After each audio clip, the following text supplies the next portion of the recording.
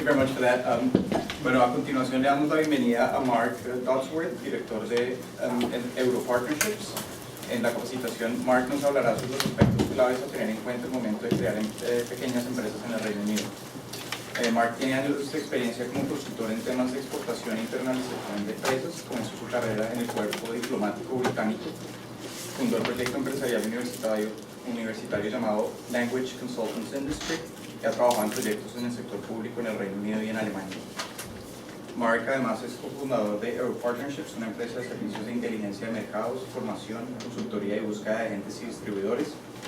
Tiene un Bachelor of Arts de la Universidad de Leeds y un máster en estudios latinoamericanos de la Universidad de Oxford.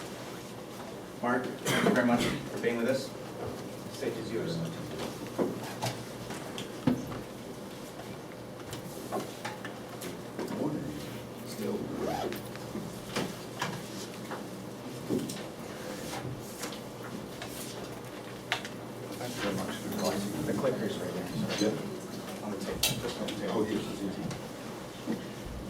Thank you very much for inviting me. Well, of course, steps to setting up a small business, I could be here all day, easily going through all the details of setting up a business. It's not possible.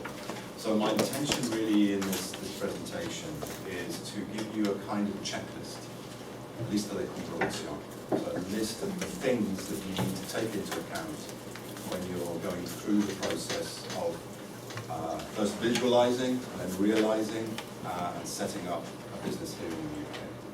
It's not that dissimilar to setting up a business in other countries, but I have to say that you're very fortunate in being in the UK at this moment in time. You're in the right country and you're at the right time to set up a business. These couldn't be better for small businesses, for setting up small businesses. The things that are in your favor are, first of all, in this country, unlike some other countries, there are very low startup costs. It's possible to set up a business in this country for just a few £100s. You will need a smartphone probably, you will need a laptop, you'll need to get some business cards printed on the web to get started, but you can start literally with a few £100s. We're also very fortunate at the moment that we have a wonderful situation with regards to enabling technology. Some wonderful platforms, some wonderful tools that we can use. For selling, of course, you have your eBay and Facebook. For promoting, you have your Twitter, and you have your YouTube, and you have your LinkedIn, and for communication, you have Skype. With all of those tools, really you're incredibly well set up to run your own business in a way that your fathers and your grandfathers and grandmothers would never have been able to even conceive, even just 20, 30 years ago. Thirdly, you have a very high level of support from the public and private sector. I would say primarily the public sector. And there are some links that I'm going to give you later on, which will direct you to some of the sites where you can find out what is available. But you have the opportunity for applying for grants, for subsidies, for support in kind, for mentoring, for coaching, for premises. The list goes on. And governments in the last few years, the last 10 years particularly, have been very, very supportive of startup businesses. Other people that can support you are your peers, other business owners, and networking is extremely important. The fact that you're all here. I don't know whether you're going to distribute the contact addresses of everybody here to everybody. Do you do that, or is that a problem? So that everybody knows who has contact details for everybody that's here? Yes. I think you should do that because there's a lot of expertise in the room and in the other room next door, which you can share with each other. And other people that will support you actually come from the corporate sector, and it's noticeable that some of the large corporates, and the one I'm particularly interested in is I've noticed is Hewlett-Packard, who are providing a lot of help and support to businesses to improve their own supply chains, and they will set up systems of support, networking, to encourage businesses to to offer their goods and services to Hewlett Packard. They're not the only one. There are other companies, Boots, Shell, etc., that are doing that. So look out for help from the corporate sector as well as from the private sector. It's important for you to consider before setting up a business, is your idea a sound business proposition? Is there a market and sufficient demand to make sales and profits? Have you considered the cost and time elements of the business? Are you aiming for something innovative and niche? Do you understand that word? Niche? Or are you simply aiming to match or beat the competition? Both of them are equally valid, but whichever one you choose or whichever one is applicable may affect the kind of help and support that you will need. 4 top tips to bear in mind as you launch yourselves into your new venture. Make a plan, and a plan at some stage is going to be necessary. I won't say that it's necessary right at the beginning. As I said, you can start your business without a plan. That's no problem. But at some stage, you're going to have to start putting things down on paper, particularly the financials. The financial planning is the key part of a business plan. There are lots of other things too, but making a plan is going to be important. Make a noise, so promote yourselves. Look at all the available channels to help you to promote your business idea, whether that's through social media, whether it's through the press, through the media, through different channels. Obviously, you're going to need to make sales. That's absolutely crucial, critical.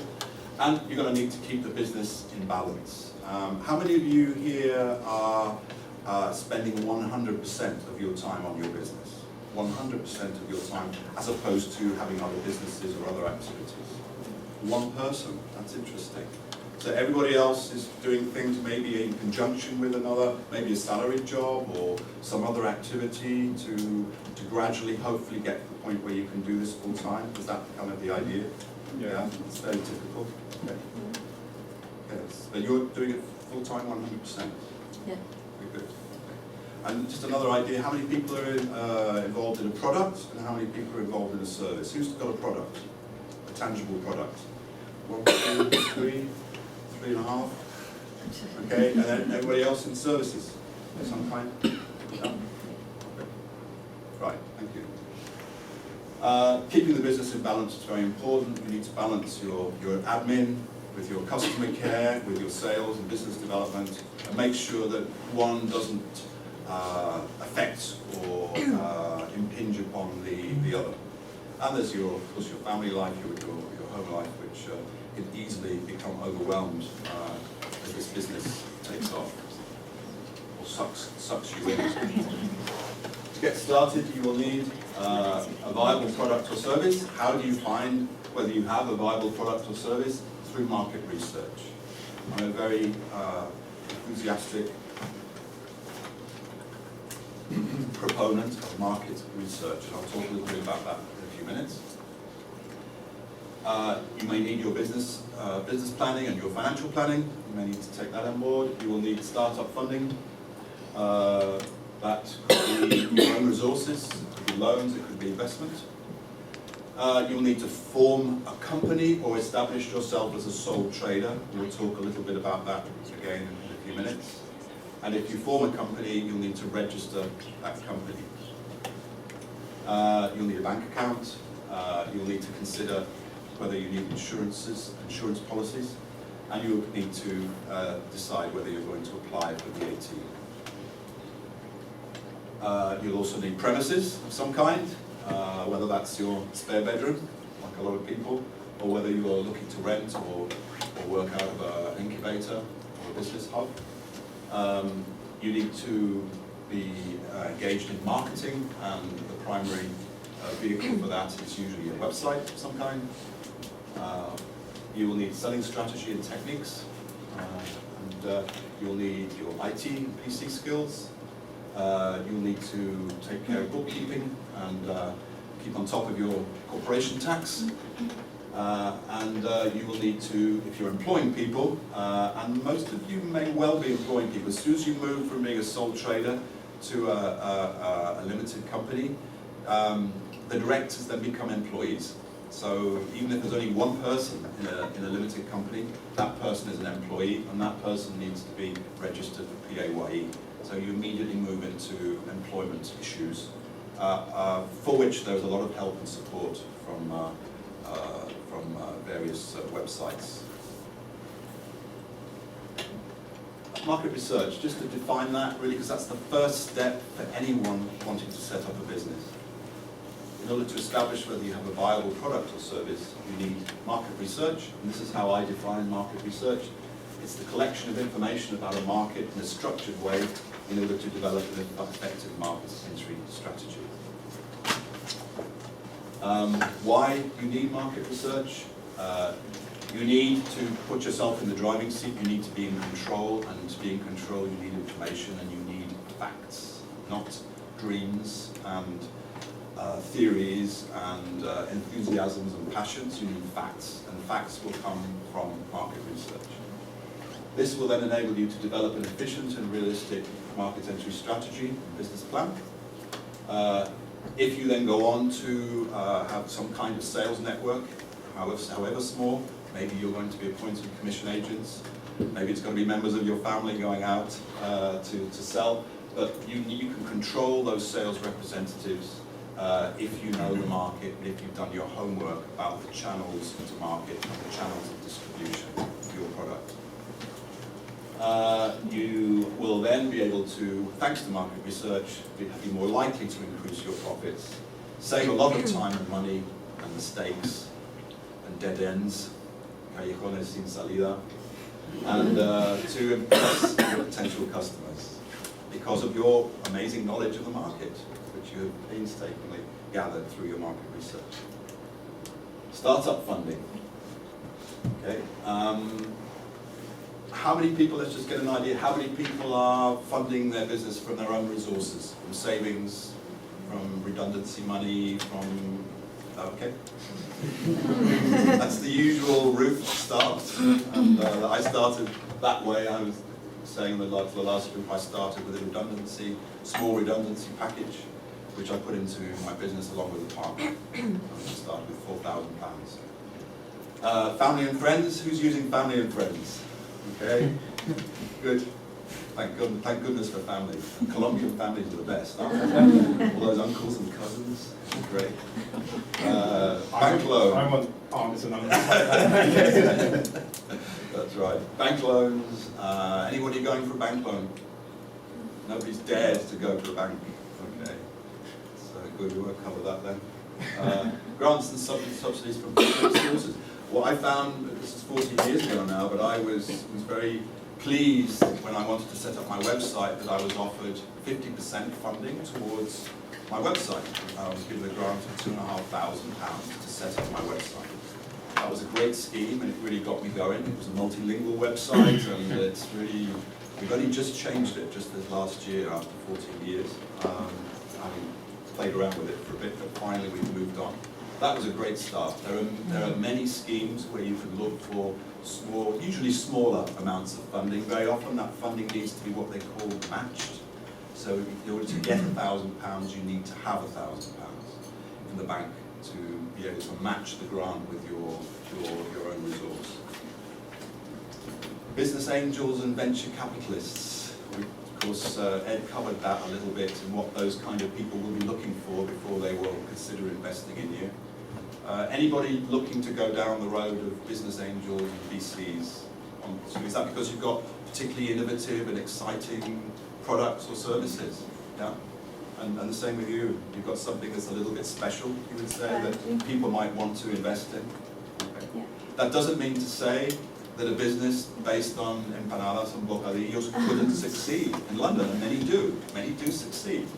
That doesn't mean that it's a bad business idea to go down that route, but you've got to know your market, you think about your location, you've got to think about your channels to market and so on. So the business angels and venture capitalists will usually be looking for something a bit special, a bit different. and it's all about risk, as Ed explained. Crowdfunding. Anybody know or use crowdfunding? Anybody have any idea what it is? Yeah, what is it? It's you source through different people through our internet platform. Mm-hmm. You give them either a stake or they're just backing your Mhm. business without giving them a stake. That's absolutely right. It's an equity crowdfunding based on the web, where investors, many of them very, very small, you can invest as little as £10 in a business, come together to make a crowd, and together you end up with, you hope, your target. Typical targets for crowdfunding would be between 50 and maybe £100,000 to get a business off the ground. A friend of ours has just done it. Trevor just done it with a company. He managed to find 162 investors from all over the world to invest in his business. He's now got a fund of around about £120,000 to launch his business.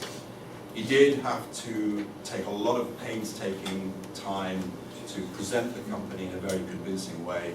The documentation was superb. The business plan actually, in this case, was very, very good, because that's one of the first things that any investor will look for. But it was a means through which he could raise a significant amount of money to enable him to start his business. And the website for CrowdCube, which is one of the best known ones, I've got it on these slides later. But do look at it, because that's an option. Isn't it riskier? Isn't it riskier? Is it riskier? I think the investors are taking the risk, and obviously they're assessing you for your ability to deliver, and they're betting on you to do what you plan to do in your project. But no, you're sharing the risk with 162 people. You're probably going to be investing in it yourself, and then sharing that risk or spreading that risk with a lot of other people who believe in you and believe in the product. But you have to do the right things to make them believe and to make them believe in you. How does people secure that investment? How do people secure the investment? Yes, how they are sure they are going to have the return the But money there's no security. There's no security. It's like back in they're gambling. They're gambling, but it's a calculated gamble. You've given them a lot of information. You've given them a convincing case for investing in you and your company. Those people then, if they believe in you, will then put their money on the table. And if they lose it, they lose it.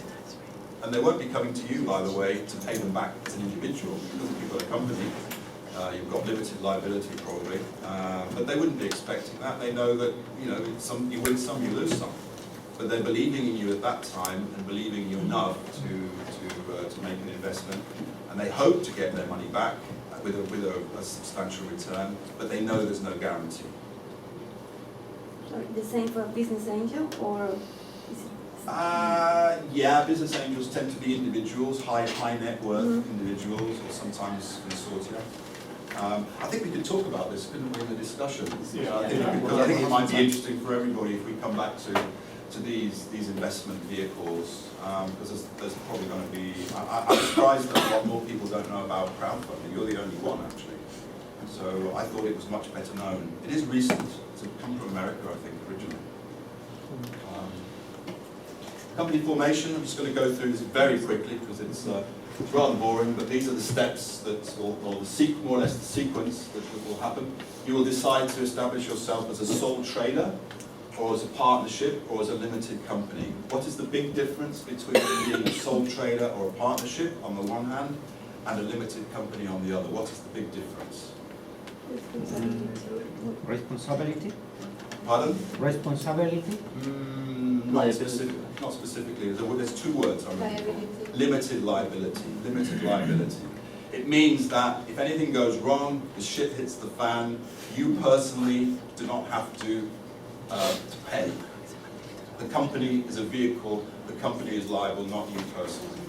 That doesn't mean that you can commit crimes and then you're in trouble, but it does mean that you have protection from creditors if the business becomes insolvent. Yeah. Isn't there a new type recently called like LLP? Which Yes, is there kind are of a others. mix of... There are others. I'm not going into those, but it's easy to find a list, and in this document from from the one I'm looking at. There's one on the table. It's Kingston Smith one. The Kingston Smith one on the table, it gives you all the options. There are limited liability partnerships, there are companies limited by guarantee, there's various options. But what I'm suggesting is that unless you're going into a charitable business, probably not many of you are going into a non-profit making area. Possibly you're looking at a social enterprise. Anybody looking at a social enterprise? No? Okay. For most people, sole trader, partnership, or limited company are going to be the options. You Sorry, need just to say, the Kingston paper is available it's in Spanish too. outside in the breakout area. You will need to choose a unique trading name. The way you find out it's unique is by checking on the web to see if a company name that you want to use has not already been used or is not too similar to another existing name. There's a company name I've been looking at recently, Global Trading Alliance, which I've been looking at. That is, for example, that's got words like Global Trading Alliance, which are very, very common names for a company. It's going to be very, very difficult to register a name like that. I was even impressed that we could register our own name, thank you, Euro Partnerships, because I thought that that would probably have been taken, but actually wasn't. But there are words that are very common, so try to come up with a name that's a bit different. In the UK. Pardon? In the UK. Which one? Any. Well, you register your company in the UK. So Global Trading Alliance SL in Colombia would probably be fine, because there probably isn't one. But Global Trading Alliance Limited in the UK, you're not going to be able to use it. The right people, the shareholders are the owners. The owners will appoint people to manage and run the company. They may well be the same people. So in my own company, I'm the only shareholder and I'm the only director. It's more common to have two directors and two shareholders to start out, but I started out with a partnership, and then after 6 years I moved to limited company status when my partner grew. You need a trading address and you need a registered office, and they don't need to be the same place. Where would be a good place to have your registered office? Where would be a good place to have your registered office? Not necessarily, no, it could be, but I would suggest with your lawyer or with your accountant. That's often a good place to have your registered office. Mine is with my accountant. My trading address is somewhere else. My trading address is in Warwick, and that's where the calls come in, that's where the post is received, that's where I have meeting rooms, telephones. But the registered office, for legal purposes, is with my accountant. Mem and Arts. Anybody ever seen a Mem and Arts? Would you like to see one? I've got two to show you. Just pass them back.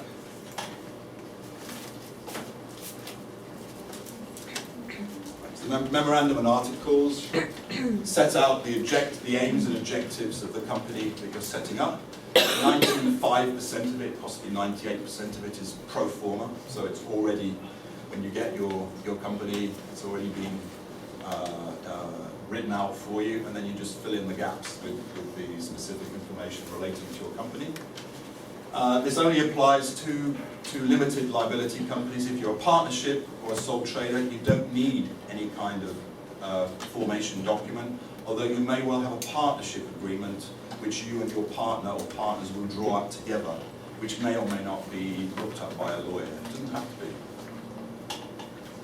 Capital and shareholding. Typical capital in this country for setting up a business is £1,000. It can be as little as that, and that's different to places like Germany, where you're required to invest a lot more in a company to get it started. Shareholding, typically you will issue shares of £1 to the shareholders. Company registration, that's easily done online by going to Companies House, and I think there's a small charge, I believe it's £18 to register, at that point you will need to agree which is going to be your accounting period. Your accounting period could be any 12-month period that you choose, I think ending in the month. So typically people will go from maybe January to December. Ours is the year ending 31st of May. can't remember why it was that, but you stipulate the accounting date, and you also then need to decide whether you need to register for VAT. Anybody know what the threshold is for a compulsory registration for VAT? Maybe after Up, 73? up. Goes up all the 25? time. It's now up at 81. Which one? 81,000 is the registration threshold. Yeah. Below that figure, you can choose to be registered or not. For some people, being registered is thought to be a good idea because it gives you more credibility with your customers. How much longer have I got? A few more minutes. 5. 5 minutes, thank you. And that's for your turnover? Yeah, For your turnover sales. in 12-month period, yeah. You'll need a nameplate of some kind at your registered office, not your trading address. It needs to be at your registered office. You need to keep books. Those are minutes of meetings. Everyone know what minutes are? It's the same word in Spanish. You say minutas. Yeah. Yeah, same word. So you need to keep minutes of meetings. A lot of this documentation is pro forma. So you get almost like a kit, and it has the format for the meeting set out, and you just sign it and date it, and that's good enough. PAYE registration for employees, which will happen as soon as you have as soon as you take anybody on or you employ yourself within the company.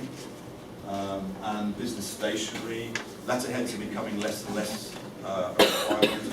Business cards, of course, very heavily used. Business cards I've seen with QR codes now, and that's really smart. Also, you'll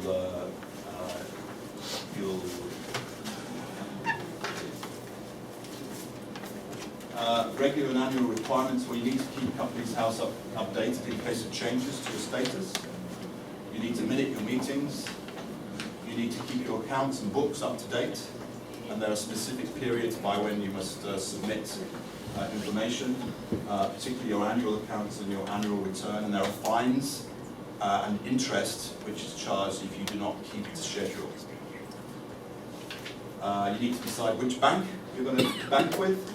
Do you want to bank with branches, physical branches, where you take in all your cash that you've earned that day and deposit it, or can you make do with a bank that provides online or phone or apps to allow you to manage your accounts? Do you want just a sterling account, or do you want a euro account as well? My company has two because we operate a lot in the European Union. And insurance policies. There are a whole number of policies, I'm not going to list them, but employer's liability, product liability, etc., etc. You need to consider which ones are applicable for you. You're not required, I think, to have any by law, but obviously it makes sense that you look at the risks and look at the cover that you might need.